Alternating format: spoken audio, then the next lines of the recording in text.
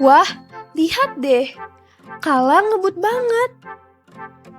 Nisa udah goes sekuat tenaga. Tapi kok masih ketinggalan ya? Teman-teman, kalian tahu gak kenapa Kala bisa sampai duluan?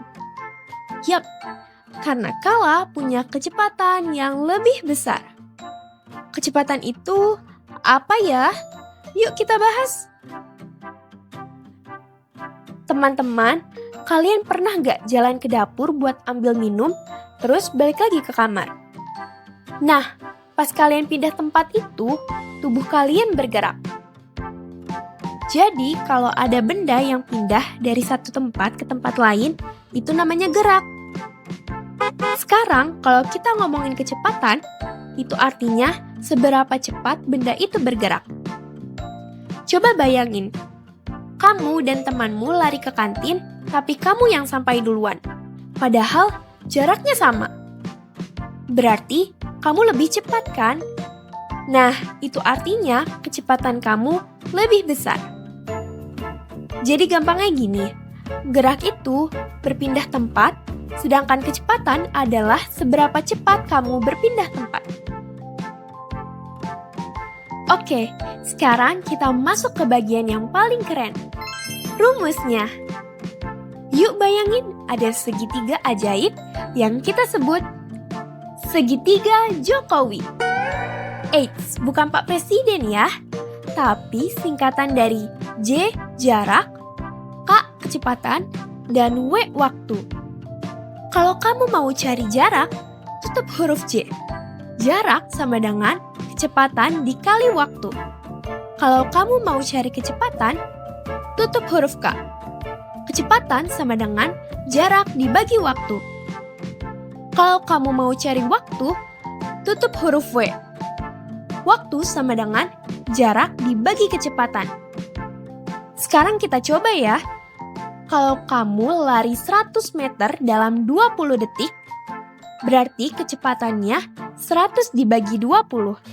Hasilnya 5 meter per detik. Keren kan? Kamu pelari cepat. Sekarang kita bantu Pak Ali ya. Pak Ali naik mobil dengan kecepatan 60 km per jam dan dia sudah berkendara selama 2 jam.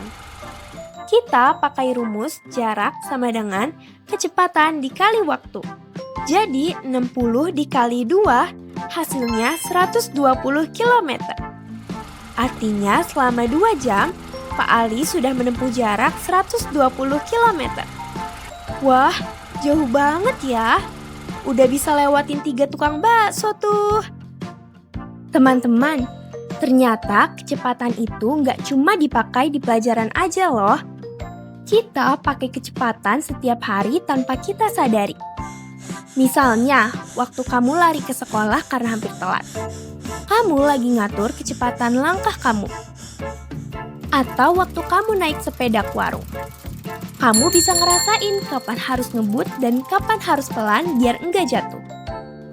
Bahkan saat kamu main sepak bola, kamu juga perlu kecepatan biar bisa ngejar bola lebih dulu daripada lawan.